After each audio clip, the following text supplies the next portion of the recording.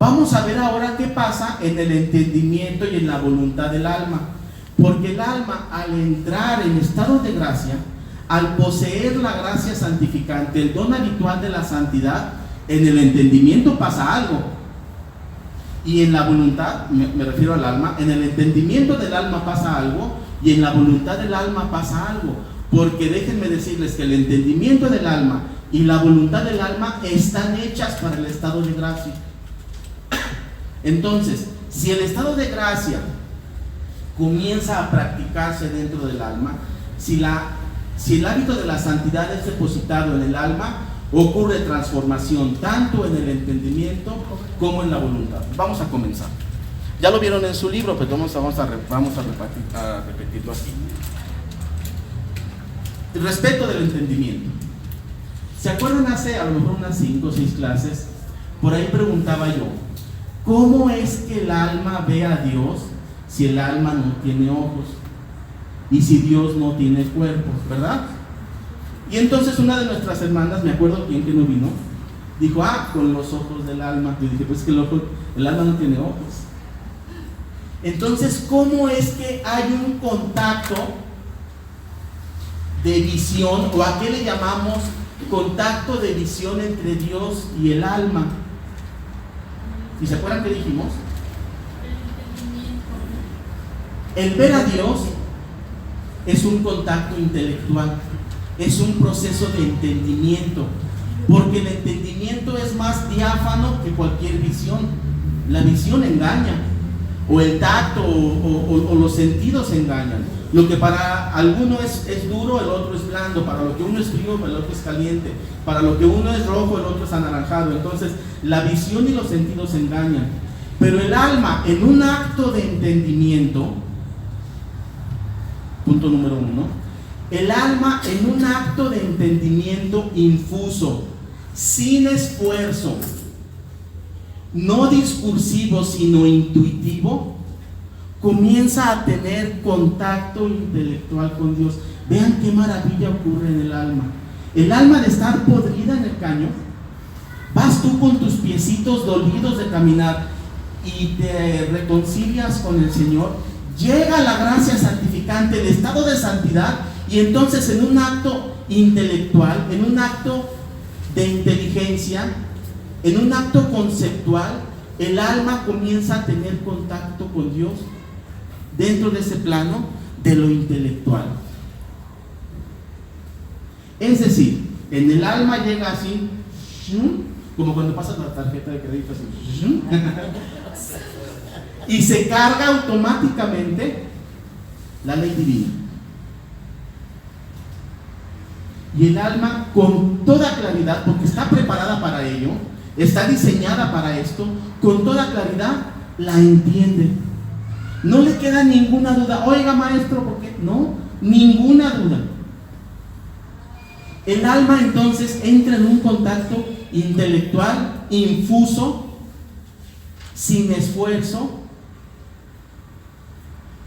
¿Qué más dije? No discursivo, sino intuitivo, como si siempre lo hubiera sabido la ley de Dios. Y entonces comienza a conocer a Dios.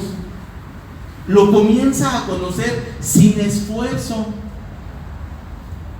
Eso para nosotros no tiene sentido, porque en el hombre cualquier conocimiento implica un esfuerzo. Así sea 1 más 1, 2, aunque te lo sepas, tienes que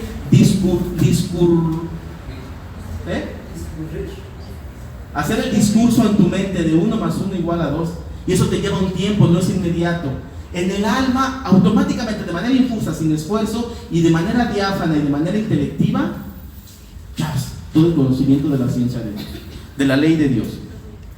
¿Qué más ocurre? Entonces, a través de esa ley de Dios infusa, de ese contacto intelectual con Dios, el alma comienza a conocer a Dios, pero no a través de conocimiento humano, sino a través de conocimiento intelectual espiritual.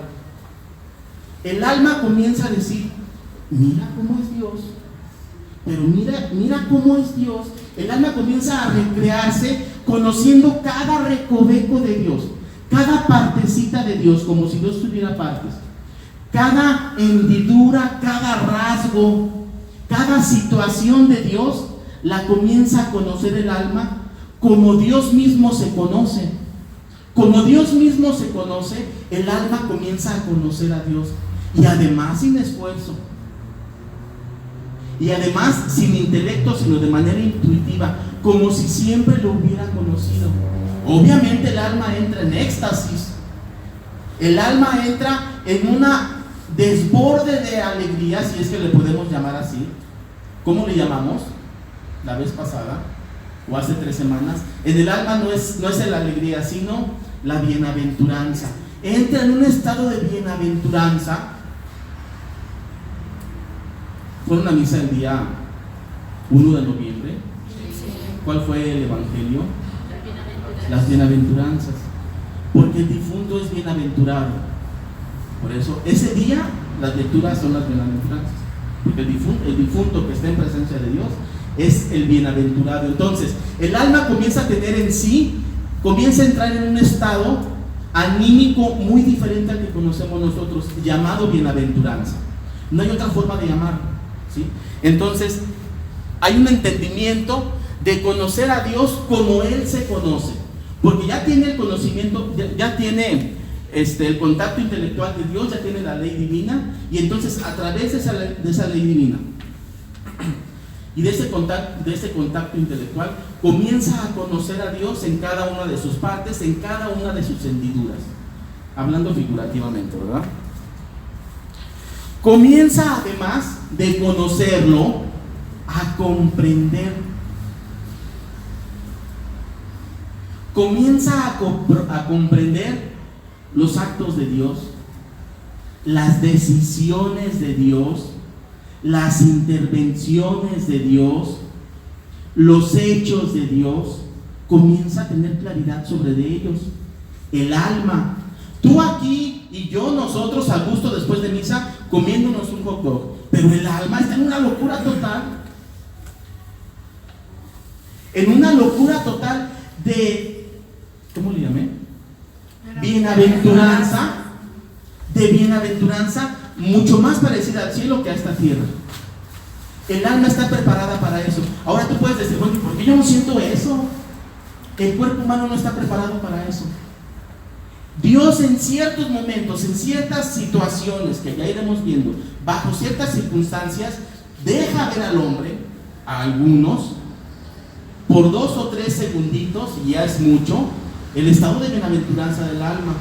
Y entonces entramos a los momentos místicos que viven los santos, o que viven personas muy cercanas a Dios. Más de algunos de ustedes lo deben haber experimentado, que por breves instantes tienes lo que se llama un episodio de Dios, un episodio en el cual Dios, bajo ciertas circunstancias y con el afán de la salvación de aquel, le permite por un instante vivir lo que está viviendo el alma. Entonces el alma comienza no solamente a tener la ley de Dios, no solamente a conocer a Dios, sino comienza a entenderlo. Y eso mismo de entenderlo, si ya tiene la ley de Dios y ya lo entiende, obviamente no cuestiona, porque tiene la claridad de la ley y tiene la claridad de los hechos de Dios. Entonces comienza a entender a Dios. ¿Voy muy a prisa? No, está bien. Hay un entendimiento claro y total de la ley divina. Y entonces, Miguel, cuando el alma entra en estado de gracia, el alma tiene claridad de la ley divina, el alma, y entiende el alma todos los actos cometidos por su portador humano, por ti y por mí. Comprende cada uno de los actos y dice: esto sí estuvo bien, esto no estuvo bien, esto sí estuvo bien pero pudo haber sido mejor, esto no estuvo bien y pudo haber sido peor. ¿Sí? Entonces el alma comienza a tener claridad de la ley.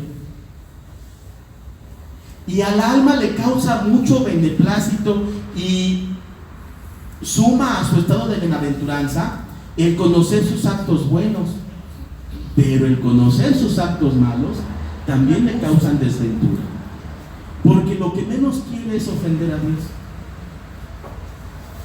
Y el alma, al hacer esa separación, hay separación intuitiva y sin esfuerzo. esfuerzo, ¿hace alguna acción en mi conciencia humana, por así decirlo? Sí. ¿Y en el cuerpo? La conciencia humana es parte del cuerpo. Tú dices, ya hagas y... sí hay comunicación, pero de inicio no. Para el recién converso, bueno, y no es fácil hablar, porque a lo mejor el recién converso es más santo que muchos de nosotros, ¿no? Puede ser la situación, pero para el que apenas comienza a tener práctica de ese nuevo hábito, que es la santidad, y no se preocupa mucho por desarrollarla, difícilmente va a tener una señal sobrenatural como para decir, aguas aquí. Pero el que va caminando, sí, Dios le va permitiendo que en su intelecto y en el cuerpo, Olga, haya señales que le hagan saber que las cosas no están del todo bien. Sí hay forma, y lo vamos a ir viendo. Entendimiento de la ley divina. Como el dolor del pecado. Sí. El dolor del pecado es el dolor más fuerte que existe. El dolor del pecado junto con el abandono de Dios. El dolor del pecado, como el alma está allí en éxtasis, en un estado de bienaventuranza, ella sabe de sus pecados, aunque ya le fueron perdonados, ¿sí? Sabe que hubo cosas que no están bien, y eso ocasiona un dolor ontológico de pecado. Un dolor ontológico quiere decir un dolor no en sus emociones, sino en su sustancia. Lo vamos a ver con más calma. ¿Está bien, Bernardo? ¿Sí? Entendimiento de las cosas de Dios. ¿Sí? Hace rato dijimos que el alma comienza a entender, a comprender a Dios. Aquí hay un entendimiento de las cosas de Dios. ¿Por qué Trino? ¿Por qué Jesucristo? ¿Por qué se encarnó? ¿Por qué María? ¿Por qué los ángeles? ¿Por qué el diablo? ¿Por qué los santos? ¿Por qué el sacerdote? ¿Por qué el magisterio? ¿Por qué la iglesia? ¿Por qué los concilios? ¿Por qué la confesión? ¿Por qué la consagración? ¿Por qué la comunión? Todo claro. El alma, qué belleza. Todo claro. Ahorita decía Anabel, si la corbata, el alma todo lo entiende. ¿O qué decían de los zapatos? Lo poquito que escuché, los zapatos, el alma todo lo entiende con claridad. Qué belleza. Bien. ¿Sí, Anabel? ¿Está bien? Bueno. Entendimiento de las decisiones de Dios, ya lo comenté. El alma comienza a tener entendimiento de la vida trinitaria. Déjenme decirles que la última clase que tengamos antes de Navidad, vamos a hablar del fenómeno trinitario. Porque en ese árbol que hicimos de las diferentes tipos de gracia, gracia increada, gracia creada, gracia interna, gracia externa, gracia gratis, gracia grata, gracia actual, gracia santificante, ahí hay varios tipos de gracia que no están metidos. Y vamos a destinar la última clase del año a eso. Bien. Entonces el alma comienza a tener entendimiento en la medida que el alma lo puede entender, porque nunca lo va a comprender al 100%. El alma comienza a tener entendimiento de la vida trinitaria de Dios. ¿Sí? Y el alma, si bien es cierto que no ve a Dios en su esencia, sí comienza a tener un bosquejo de cómo es Dios. Como bosquejo. Pero no entra en contacto todavía sustancia con sustancia total con Dios. Eso está reservado para el cielo. Sí comienza a ver un contacto a través del hábito de la santidad. Y entonces el alma comienza a tener claridad del fenómeno trinitario, del misterio trinitario. ¿Sí? Bien. Hasta ahí entonces es lo que ocurre así a grosso modo en el entendimiento del alma. ¿Alguna pregunta? Ya iremos desmenuzando todo esto por partes, pero ahorita como introducción creo que está bien. Bien. ¿Qué pasa en la voluntad?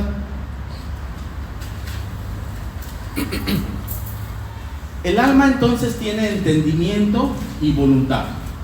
El entendimiento es la parte intelectual, ya lo revisamos ahorita.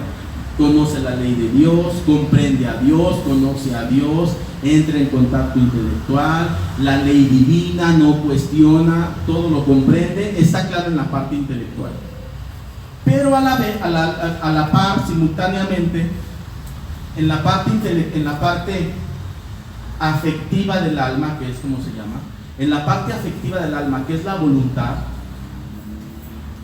que es otra de las potencias del alma, también comienza a haber allí una serie de eventos y de sucesos que contribuyen a la transformación del alma y al despertar del alma.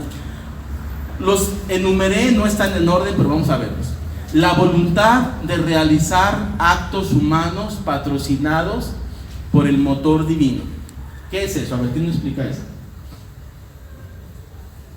Bueno, hay actos humanos y actos del hombre. ¿Cuál es la diferencia?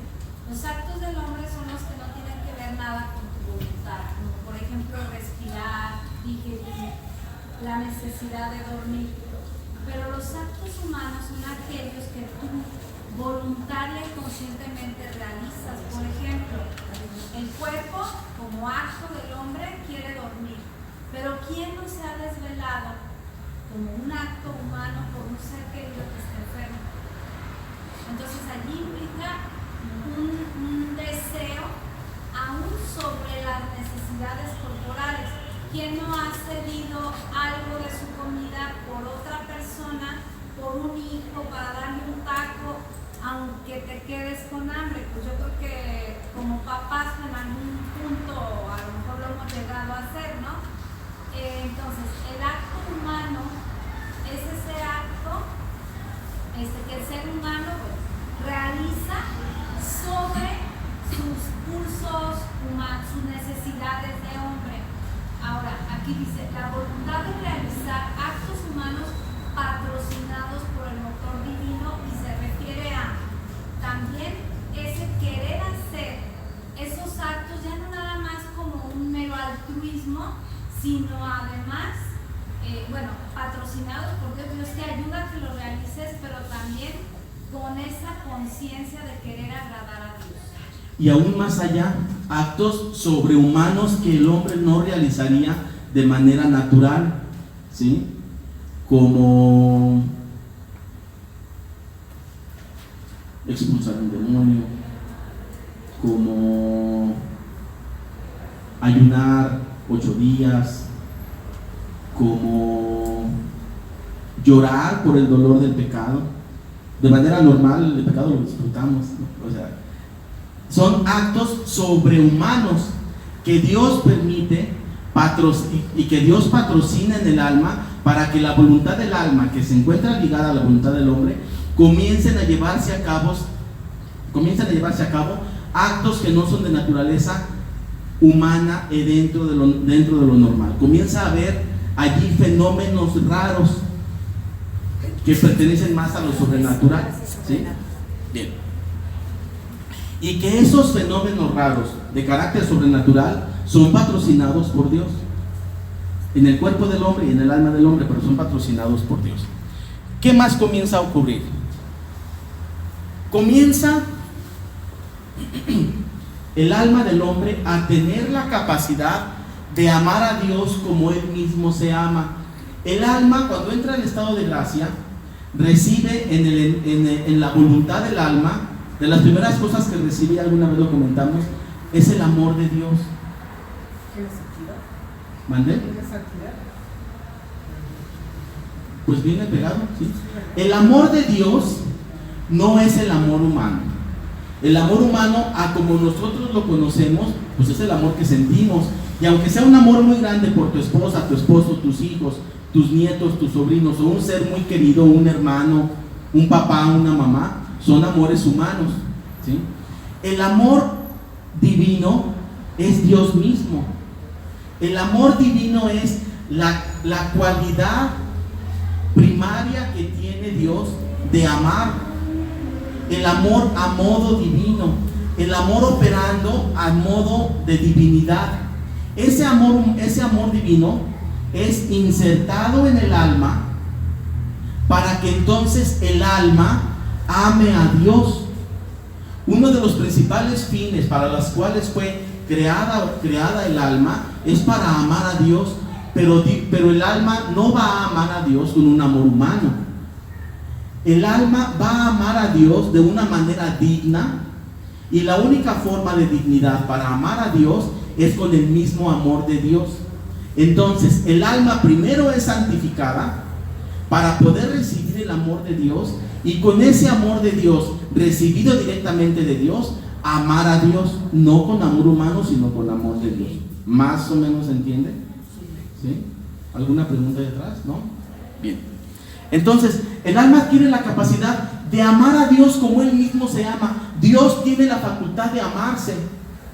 Dios, el Padre ama al Hijo, el Hijo ama al Padre, y el Espíritu Santo, el amor común entre los dos. Y hay una Trinidad inmersa en el amor divino, al cual ahora el hombre tiene acceso a través de la gracia santificante, como ese hábito que se inserta, y junto con el hábito viene el amor. Ese amor para poder dar amor digno, amor divino al mismo Dios, que es fuente de todo amor. ¿Sí? En ese momento, cuando ya ocurrió todo esto que hablamos de la parte del entendimiento y esta parte del amor de Dios, el alma lo que más desea y lo que más quiere es cumplir la voluntad de Dios. El alma lo que más quiere y lo que más desea es cumplir la voluntad de Dios. ¿Qué significa? Significa que el alma, y voy a hablar de 3 situaciones. El alma, mientras estamos en esta vida, el alma es consciente, tiene entendimiento, y el alma puede actuar, tiene voluntad. Entonces el alma busca alinearse siempre, en todo momento, a cumplir la voluntad de Dios, puesto que ya tiene la ley infusa de Dios y el plan de Dios infuso. Sabe que Dios tiene un plan para nosotros, y el alma automáticamente se alinea por voluntad propia a cumplir la voluntad de Dios, y encuentra mucha bienaventuranza, mucho beneplácito en cumplir su voluntad. El alma encuentra una de sus principales beneplácitos y se encomienda a sí misma como principal tarea en cumplir rectamente la voluntad de Dios mientras estamos en esta vida de tránsito. Obviamente el que ya está en el cielo, ya hablaremos del cielo, pero obviamente el que ya está en el cielo también desea cumplir cabalmente y en todo momento la voluntad de Dios, y encuentra mucho beneplácito en cumplir la voluntad de Dios. Punto número 2. Punto número 3. Y el que está en el purgatorio,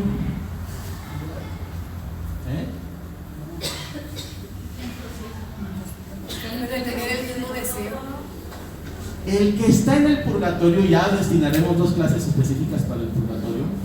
El que está en el purgatorio está libre de cuerpo, ya sabe, ya ve la puerta allí de entrada al cielo, hablando figurativamente, pero sabe que debe haber una purga, una purga en medio de su situación actual para poder llegar a aquella puerta.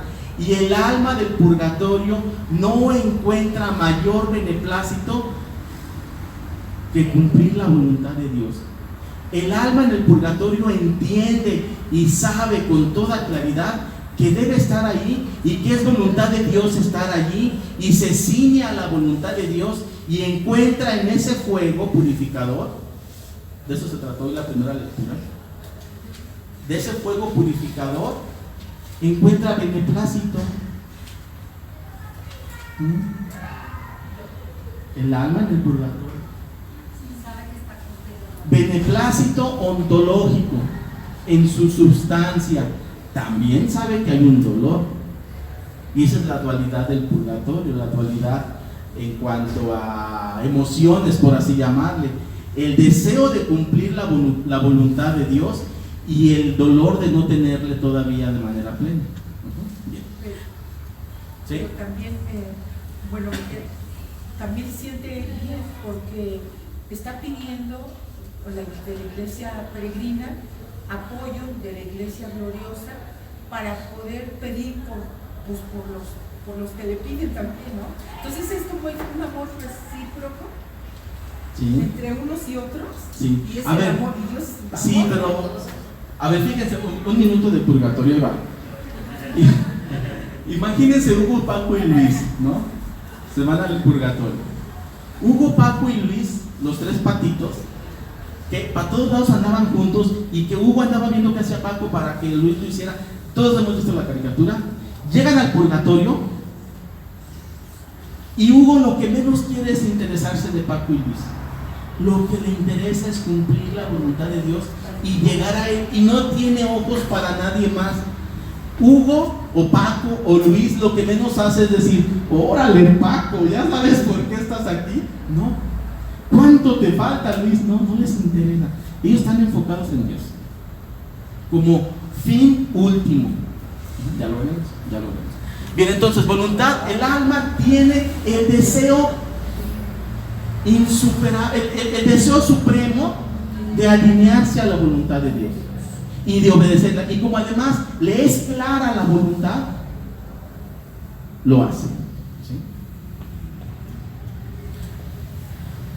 Además, ya en el plano humano, el alma tiene la facultad de ser fuente de amor para las demás personas, para las demás almas, de formar parte del plan de Dios. ¿Sí? Porque aquí unos y otros formamos parte del plan de Dios. Es decir, Miguel forma parte del plan que Dios tiene para mí, y yo formo parte del plan que Dios tiene para Fernando. Formamos parte de esa divina providencia,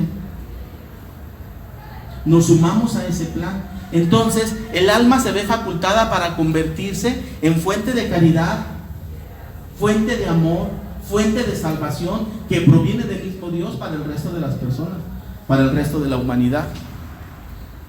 Facultad para realizar actos sobrehumanos, ya destinaremos ahí también para esto algunas clases. Y por último, el alma vive o adquiere la facultad para vivir un sufrimiento sobrenatural en estado de pecado. ¿Lo repito? El alma adquiere una facultad de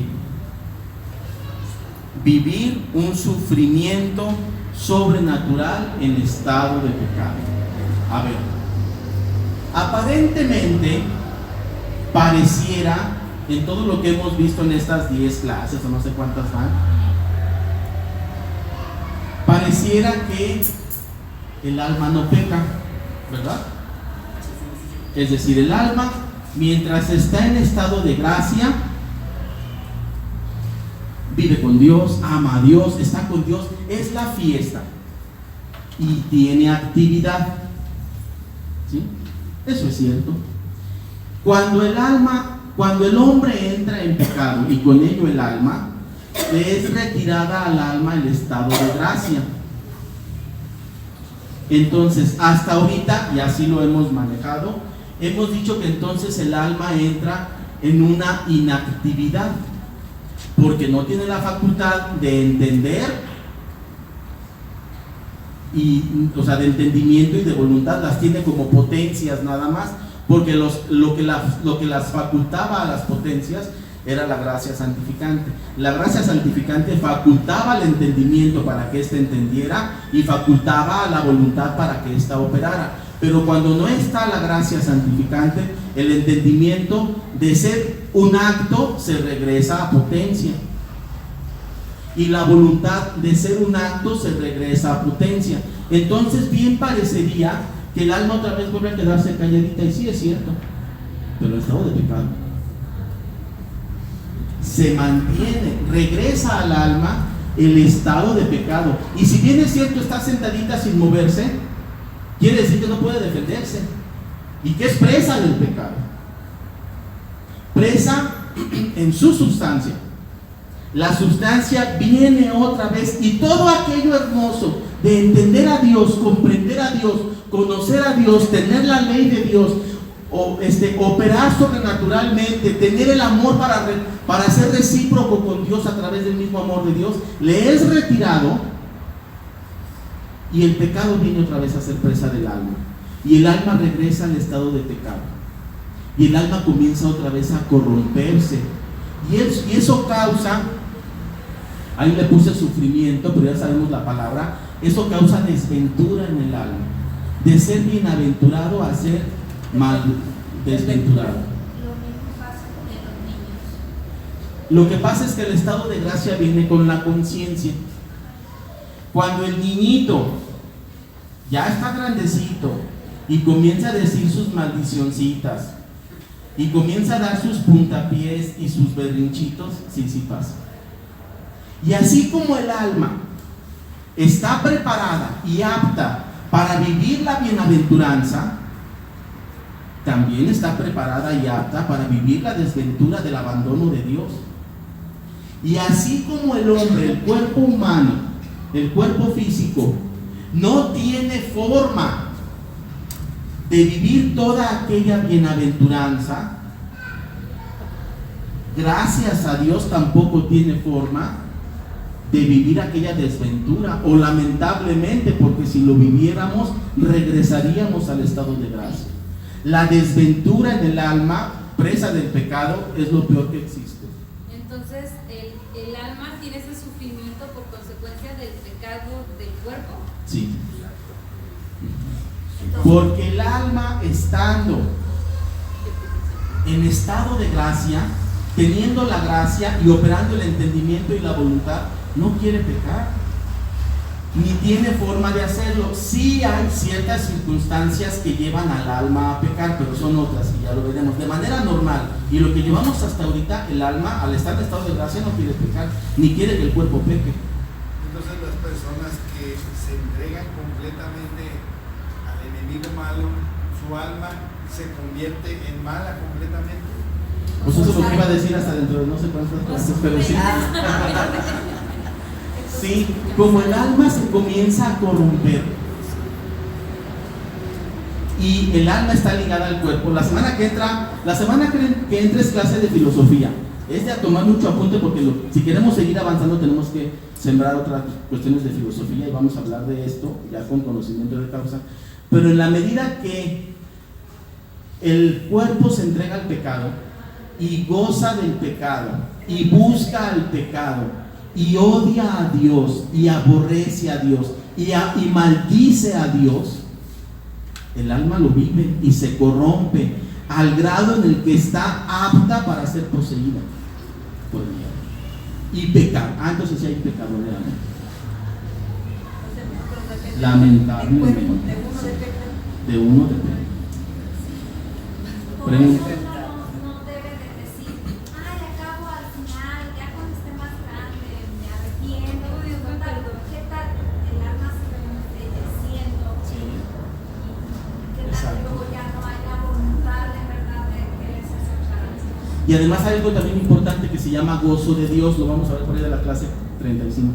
El gozo de Dios es qué tanto el alma está apta para disfrutar de su Dios. En la medida en la cual se practica la santidad, el alma va estando más apta de disfrutar a Dios. Fer no conoce a mi mamá, pero si entrara ahorita por aquí mi mamá, ay mamá, siéntate, pues a Fer le daría cierto gusto. Pero como yo tengo más afinidad con mi mamá, me daría más gusto que a él. Yo disfrutaría más de la presencia de mi mamá que Fer de la presencia de mi mamá. El alma, en la medida en la cual se habitúa a la santidad, hace de ella el hábito de la santidad más arraigado, tiene más gozo de Dios. Por eso en el cielo hay santos grandes y santos chicos. El santito que hasta su último segundo se convirtió, se va a ir al cielo.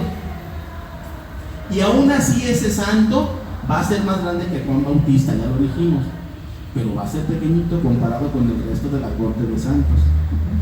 Bien. ¿Alguna pregunta, Javier? ¿Todo claro? Sí. Entonces es lo mismo, por ejemplo, en el mal, las personas que empiezan a andar con cosas así feas de espiritismo y todo eso se abre mucho a... Sí, las personas que comienzan a andar con la ouija y a leer el café, comienzan a abrir la puerta, están renunciando. Ya desde que comienzan con ese deseo y lo llevan a la práctica de la ouija y todo esto, ya la gracia santificante ya abandonó. Pero sí hay caminos que más rápidamente pueden ser transitados por el diablo, pero eso no es el tema de hoy. Bien. ¿Más preguntas? Siempre sí. Sí.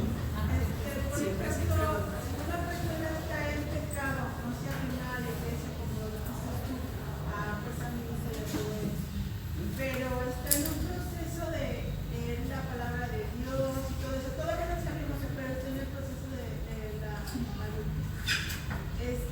ya está el alma resucitando, por decirlo así, El alma sigue en espera y sigue en dolor, porque está en estado de pecado, pero sí alcanza a tener conciencia de que viene aquello, y son las gracias actuales, y en la medida que nosotros intercedemos, se acelera eso. Siempre sí.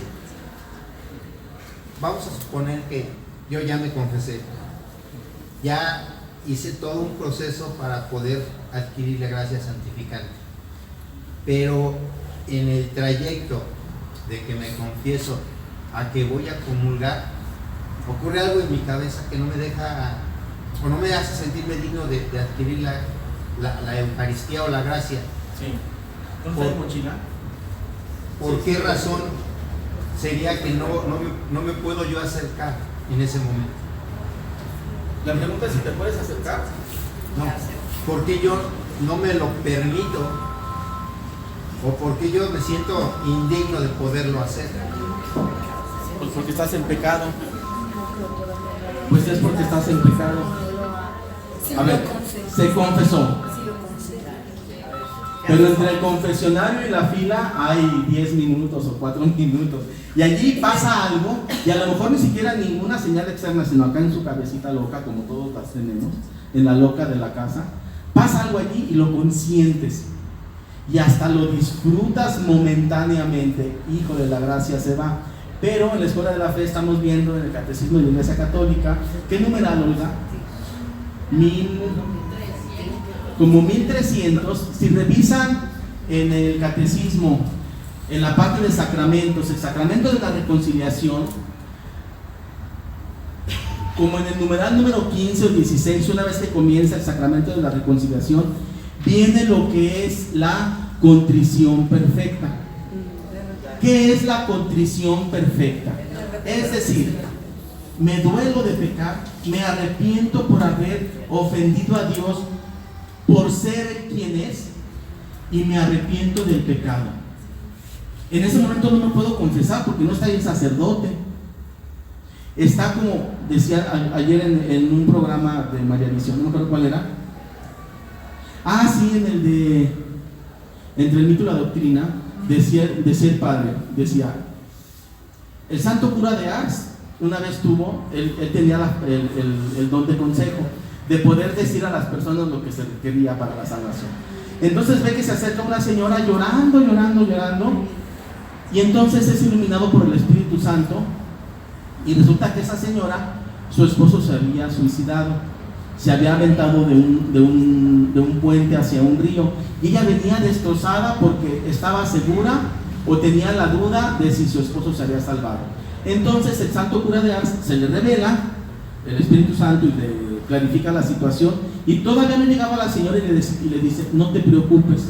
Hasta le dice el nombre de su esposo, Juanillo, o como se llama, Juanillo, entre que se aventó y llegó a las piedras del río, tuvo una contrición perfecta y quedó limpio. Entonces, la contrición perfecta es, claro que no iba cayendo ahí junto con él el padre me acuso, no. O sea, no estaba ahí el momento para confesarse, pero la contrición perfecta regresa al estado de gracia y estás condicionado a que te confieses lo antes posible. Entonces hay que hacer eso.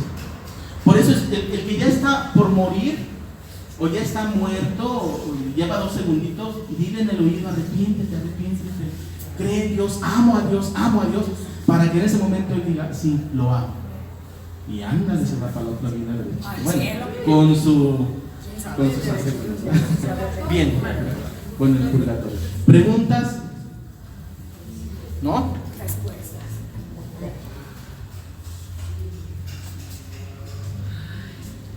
Últimos 5 minutos.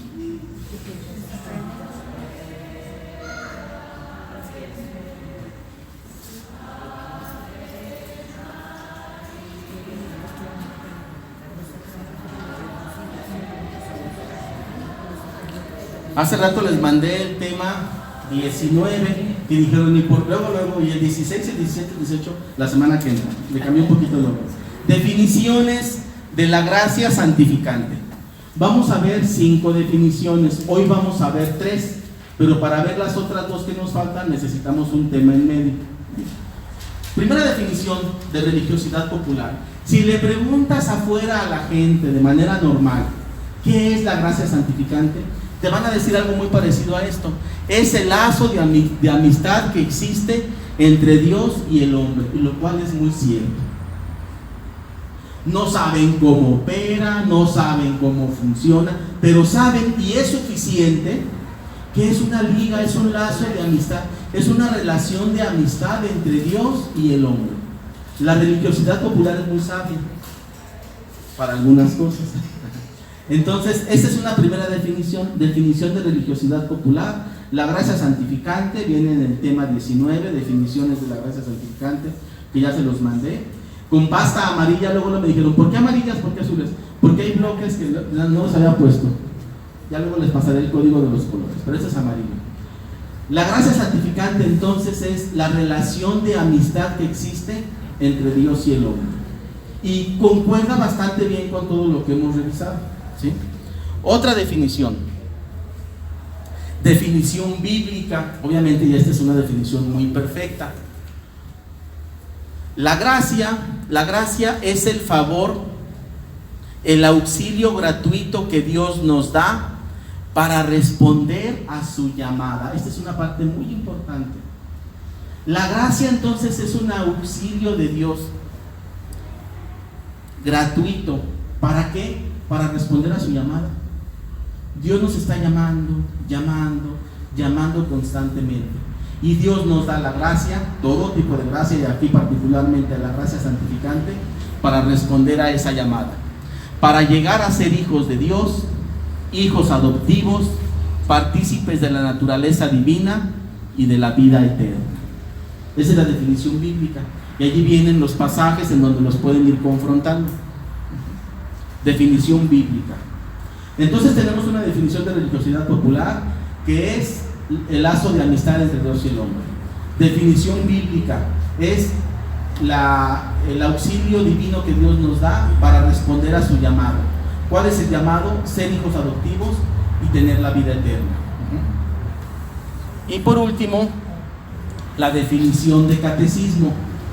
En el numeral 2000 del catecismo de la Iglesia Católica, el numeral 2000, así cerradito, no se les va a olvidar, define la gracia santificante. En ese mismo numeral se define la gracia actual como segunda parte del mismo numeral, pero aquí está la parte referente a la gracia santificante. Dice, la gracia santificante es un don habitual. Ahora ya lo entendemos. Es un don, quiere decir regalo. Habitual, que es un hábito. Después dice, es una disposición estable. Eso todavía no lo entendemos. Por eso necesitamos la clase que entra, para saber qué es eso de una disposición.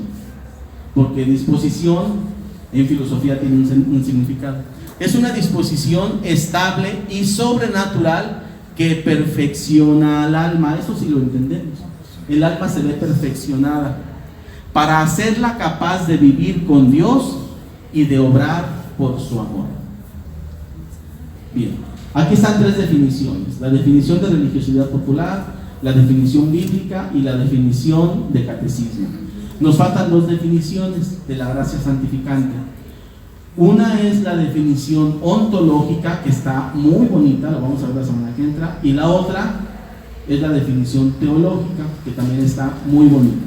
Para eso necesitamos entonces la clase que entra, que es de filosofía. Tráiganse bien sus cuadernos, bien dormiditos, bien comiditos, y aquí nos vemos. Gloria a Dios. En nombre del Padre,